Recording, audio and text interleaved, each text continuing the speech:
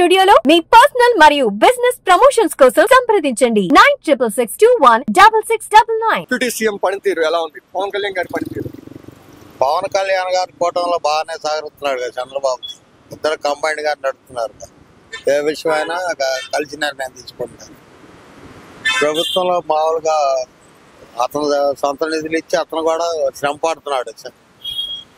Continuation ఇంకో 10 ఏళ్ళు ఉంటే రాష్ట్రం బాగుపడుద్ది అని అనుకుంటున్నారు. అంటే 10 సంవత్సరాలు కూటమి ప్రభుత్వం ఇలాగే ఉండాలనుకుంటున్నారు. కోరుకుంటున్నారు మేము మాత్రం. సరే, ఇప్పుడు ప్రజెంట్ మనం చూసుకుంటే ఆడపిల్లల మీద అఘాయిత్యాలు అయితే ఎక్కువైపోయాయి.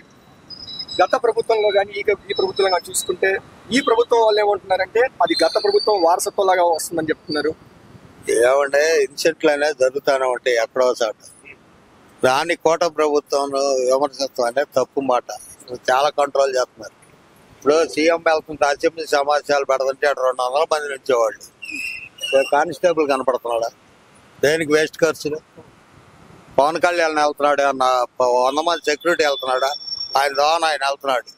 కనపడడానికి ఎవరికన్నా నమస్కారం పెడతారు, ఆయన ఆయన చెబుతాడు, వెళ్ళిపోతూ ఉంటారు.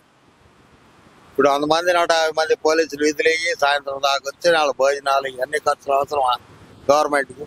ఆ నిధులతో ఏదో ఒకటి చేస్తారు కదా.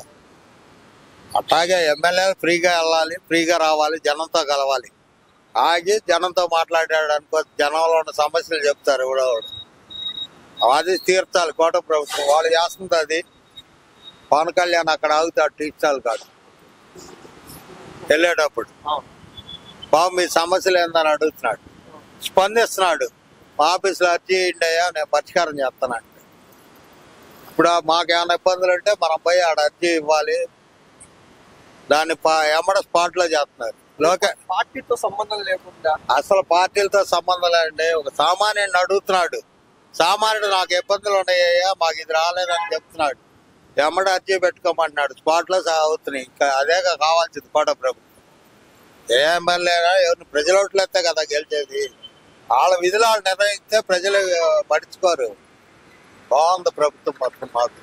ప్రజాస్వామ్యం దుర్వినియోగం